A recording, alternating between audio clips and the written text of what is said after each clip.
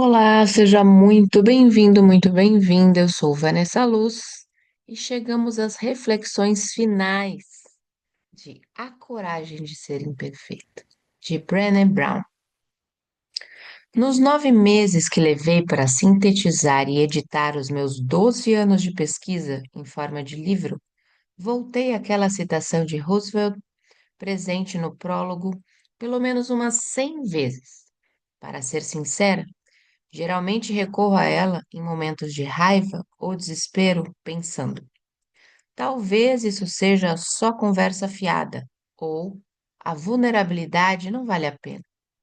Há pouco tempo, depois de alguns comentários anônimos realmente maldosos em um site, puxei a citação do meu mural e falei diretamente com a folha de papel. Se o crítico não importa, então por que isso dói tanto? O papel não respondeu. Quando cheguei, quando segurei a citação nas mãos, me lembrei de uma entrevista que fiz com um rapaz de 20 e poucos anos. Ele me contou que seus pais lhe mandaram alguns links de minhas palestras na TED, e ele realmente gostou da ideia de ser uma pessoa plena e viver com ousadia. Quando me revelou que as palestras o haviam estimulado a dizer para a garota com quem ele vinha saindo há alguns meses que a amava, fiquei aguardando um final feliz para aquela história. Mas não foi o que aconteceu. A garota disse que ele era ótimo, mas que pensara melhor e achava que ambos deveriam sair com outras pessoas. Quando esse rapaz voltou para seu apartamento, após se declarar e levar um fora da moça, contou a história aos seus dois companheiros de quarto. Então ele me disse: os dois estavam concentrados em seus notebooks. E sem nem erguer os olhos, um deles perguntou: o que você esperava? O outro comentou que as garotas só gostam de quem não dá bola para elas, não corre atrás. Meu entrevistado, então, olhou para mim e continuou: nessa hora, eu me senti um idiota. Durante alguns segundos fiquei furioso comigo mesmo e também chateado com você. Mas depois pensei melhor e me lembrei do que tinha feito. E disse para os meus colegas de quarto: eu estava vivendo com ousadia, meus amigos. Ele sorriu quando me contou o que veio depois. Eles pararam de teclar, olharam nos meus olhos, concordaram com a cabeça e um deles disse: isso aí, bola pra frente. Viver com ousadia não tem nada a ver com ganhar ou perder, tem a ver com coragem. Em um mundo onde a escassez e a vergonha dominam e sentir medo tornou-se um hábito, a vulnerabilidade é subversiva, incômoda, até um pouco perigosa às vezes. E sem dúvida, desnudar-se emocionalmente significa correr um risco muito maior de ser magoado. Mas, quando faço uma retrospectiva de minha vida, de minha própria vida, e do que viver com ousadia provocou em mim, posso dizer com sinceridade que nada é mais incômodo, perigoso e doloroso do que constatar que estou do lado de fora da minha vida, olhando para ela, imaginando como seria se eu tivesse a coragem de me mostrar e deixar que me vissem. Portanto, Sr. Roosevelt, acho que o senhor acertou na mosca. Realmente, não há esforço sem erros e decepções. E realmente, não há vitória sem vulnerabilidade. Hoje, quando leio essa citação, mesmo quando estou me sentindo perdida, tudo em que consigo pensar é: isso aí, bola pra frente. Anexo. Acreditar na revelação. A teoria fundamentada nos dados e meu processo de pesquisa. Caminhante, no hay caminho. No hace camino. No. Caminante, no hay camino. Se hace caminho al andar. Então, a cada passo, o caminho se faz. Esta frase do poeta espanhol Antônio Machado contém o espírito do meu processo de pesquisa e das teorias que emergiram dele. Inicialmente, eu me fixei no que pensava ser uma rota conhecida para encontrar evidência empírica do que eu sabia ser verdade. Mas logo percebi que conduzir o trabalho focando no que realmente importa para os participantes da pesquisa, pelo método da teoria fundamentada nos dados recolhidos, significaria partir do princípio de que não há rota definida e de que, certamente, não há modo de saber o que se irá encontrar. Os desafios mais difíceis para se tornar um pesquisador, pelo método da teoria fundamentada nos dados, são: 1. Reconhecer que é praticamente impossível entender a metodologia da teoria fundamentada antes de utilizá-la. 2. Criar coragem para deixar os participantes da pesquisa definirem o problema da pesquisa. 3. Abrir mão de nossos interesses e ideias pré-concebidas para acreditar na revelação. Ironicamente, ou talvez não, esses também são os desafios de se viver uma vida com ousadia e coragem. A seguir, apresento uma visão geral dos processos de planejamento, metodologia, amostragem e codificação que usei na pesquisa. Antes de repassá-los, quero agradecer a Barney Glasser e a Anselm Strauss por seu trabalho pioneiro em pesquisa qualitativa e pelo desenvolvimento do método da teoria fundamentada nos dados. E ao Dr. Glasser, que aceitou vir da Califórnia para ser o metodologista do meu comitê de tese na Universidade de Houston. Você literalmente mudou minha maneira de ver o mundo. A jornada da pesquisa. Como aluna de doutorado, o poder das estatísticas e as linhas claras da pesquisa quantitativa me atraíam, mas me apaixonei pela riqueza e pela profundidade da pesquisa qualitativa. Contar histórias até no meu DNA, e não pude resistir à ideia de pesquisar como uma colecionadora de histórias. Histórias de vida são registros com alma, e nenhuma metodologia contempla mais isso do que a teoria fundamentada nos dados. Sua diretriz é desenvolver teorias baseadas nas experiências vividas pelas pessoas, em vez de comprovar ou desmentir teorias já existentes. O pesquisador behaviorista Fred Gerlinger define teoria como um conjunto de construções ou conceitos, definições e proposições interrelacionados que apresentam uma visão sistemática do fenômeno, especificando as relações entre variáveis com o objetivo de explicar e prever o fenômeno. Na teoria fundamentada nos dados, não se começa com um problema ou uma hipótese, nem com um exaustivo fichamento de livros. Se começa com um tema. Deixamos os participantes da pesquisa definirem o problema ou a sua preocupação principal sobre o tema. Desenvolvemos uma teoria e depois vemos como e onde ela se encaixa na literatura existente. Eu não me propunha a estudar a vergonha, um dos sentimentos mais complexos e multifacetados que vivenciamos. Um tema que não somente levei 6 anos para entender, mas que é tão forte que a simples menção da palavra vergonha provoca desconforto e rejeição nas pessoas. Eu havia começado inocentemente com o interesse de aprender mais sobre a anatomia do vínculo humano. Após 15 anos de formação em serviço social, eu tinha certeza de uma coisa: estamos aqui para criar vínculos. É o que dá propósito e sentido à existência humana. O poder que o contato com o outro tem em nossas vidas foi confirmado quando a preocupação principal sobre relacionamentos apareceu com o medo do isolamento.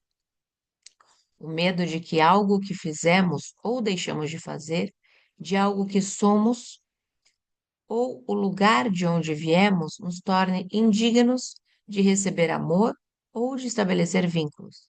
Aprendi que dissolvemos essa preocupação ao entendermos nossas vulnerabilidades e ao cultivarmos empatia, coragem e compaixão, o que chamam de resiliência à vergonha. Depois de desenvolver uma teoria sobre a resiliência à vergonha e ter clareza sobre o efeito da escassez em nossas vidas, eu quis mergulhar mais fundo. O problema é que não se pode entender tudo sobre vergonha e escassez fazendo perguntas diretas sobre esses temas. Eu precisava de outra abordagem para penetrar nas experiências. Foi quando tive a ideia de pegar emprestado alguns princípios da química. Na química, principalmente na termodinâmica, quando se tem um elemento ou propriedade que é volátil demais para se medir, geralmente é preciso recorrer a medições indiretas. Mede-se a propriedade ao combinar e reduzir componentes menos voláteis relacionados, até que essas interações e manipulações revelem uma medida da propriedade original. Minha ideia era descobrir mais sobre vergonha e escassez ao explorar o que existe na sua ausência. Sei como as pessoas vivenciam a vergonha, mas o que elas estão sentindo, fazendo e pensando quando esse sentimento não tem uma faca permanente em suas gargantas, ameaçando-as de serem indignas de seus vínculos afetivos? Como algumas pessoas estão vivendo bem ao nosso lado, nesta cultura de escassez, ainda se agarrando à crença de que não, de que são boas o bastante? Eu sabia que esses indivíduos existiam, porque os havia entrevistado e usado alguns dados de seus depoimentos para consubstanciar meu trabalho sobre empatia e combate à vergonha. Antes de voltar a mergulhar nas informações coletadas, chamei esse estudo de vida plena. Eu procurava mulheres e homens que vivessem e amassem com o máximo de intensidade, apesar dos riscos e da incerteza. Eu queria saber o que essas pessoas tinham em comum, quais eram suas preocupações principais e quais eram os padrões e questões que definiam a sua opção de viver plenamente. Registrei as descobertas desse estudo no livro A Arte da Imperfeição e em um artigo numa revista acadêmica, publicado recentemente. A vulnerabilidade tornou-se uma categoria central em meu trabalho. Ela foi um componente indispensável, tanto em meu estudo sobre a vergonha, quanto no estudo sobre a vida plena. E até em minha tese sobre vínculos, há um capítulo sobre a vulnerabilidade. Entendi a relação entre a vulnerabilidade e as outras emoções que estudei, mas depois de anos mergulhando cada vez mais fundo neste trabalho, eu quis conhecer mais sobre a vulnerabilidade e sobre como ela atuava. A teoria fundamentada nos dados que surgiu dessa investigação é o tema deste livro e de outro artigo acadêmico na imprensa especializada. Plano. Como já mencionei, o método da teoria fundamentada nos dados, como foi desenvolvido originalmente por Glasser e Strauss e aperfeiçoado por Glasser, direcionou o plano de pesquisa para meus estudos. O processo dessa teoria consiste em 5 componentes básicos: sensibilidade teórica, amostragem teórica, codificação, registro teórico e classificação. Esses 5 componentes foram integrados pelo método da comparação permanente de análise de dados. O alvo da pesquisa era compreender as principais preocupações dos participantes em relação às experiências com os tópicos que estavam sendo estudados: vergonha, plenitude e vulnerabilidade. Uma vez que a preocupação principal apareceu na coleta de dados, desenvolvi uma teoria capaz de explicar como os participantes resolvem rotineiramente esses anseios na vida cotidiana. Amostragem. Amostragem teórica, processo de coleta de informações que proporciona a criação da teoria. Foi o método básico de amostragem que utilizei no estudo. Quando usa esse tipo de amostragem, O pesquisador coleta, codifica e analisa as informações simultaneamente e emprega esse processo para determinar quais os dados a serem coletados a seguir e onde encontrar. Alinhada com a amostragem teórica, selecionei os participantes com base nas entrevistas de análise e codificação e nas informações secundárias. Um princípio importante da teoria fundamentada nos dados é que os pesquisadores não devem ser capazes de presumir a relevância das informações pessoais, incluindo etnia, idade, gênero, orientação sexual, classe social e habilidades. Embora a relevância dessas variáveis não tenha sido considerada, a amostragem proposital foi utilizada com a amostragem teórica para garantir que um grupo diversificado de participantes fosse entrevistado. Em alguns momentos, durante minha pesquisa, os dados de identidade, sem dúvida, apareceram como relevantes. E nesses casos, a amostragem proposital continuou a informar a amostragem teórica. Em categorias nas quais a identidade não surgiu como relevante, a amostragem teórica foi utilizada com exclusividade. Entrevistei 750 participantes do sexo feminino e aproximadamente 43% delas se identificaram como caucasianas, 30% como afro-americanas, 18% como latinas e 9% como asiático-americanas. As idades das participantes femininas iam de 18 a 88 anos, com uma média de 41 anos. Entrevistei 530 participantes do sexo masculino, sendo aproximadamente 40% caucasianos, 25% afro-americanos, 20% latinos e 15% asiático-americanos. A média entre os entrevistados masculinos foi de 46 anos e a abrangência foi de 18 a 80 anos. Muito embora o método da teoria fundamentada nos dados produza com frequência uma saturação teórica, um ponto no qual nenhum insight de novos conceitos é gerado e em que o pesquisador produziu provas repetidas para a sua categoria conceitual, com bem menos do meu total de 1.280 participantes, apareceram três teorias interligadas com muitas categorias centrais, assim como várias propriedades abastecendo de informação cada categoria. A natureza complexa e cheia de nuances da resiliência à vergonha, da plenitude e da vulnerabilidade necessária, sem dúvida, de uma amostragem mais extensa e abrangente. Uma premissa básica da teoria fundamentada nos dados é a de que tudo é informação. Glasser escreve. Do comentário mais breve à entrevista mais detalhada, passando por frases em revista, livros e jornais, documentos, observações, instituições suas ou de outros, variáveis falsas ou o que mais possa aparecer no caminho do pesquisador que seja ligado à sua área específica de pesquisa, tudo é informação relevante para a teoria fundamentada nos dados. Além das entrevistas dos 1.280 participantes, analisei anotações de campo que extraí de livros, de conversas com especialistas e também as feitas nos encontros com os alunos de pós-graduação, que realizaram muitas das entrevistas da pesquisa e me ajudaram na análise da literatura sobre o assunto. Também gravei e codifiquei anotações de campo sobre minha experiência com aproximadamente 400 alunos de mestrado e de doutorado em serviço social nos cursos que ministrei sobre vergonha, vulnerabilidade e empatia, e com um treinamento de cerca de 15.000 profissionais das áreas de saúde mental e dependência química.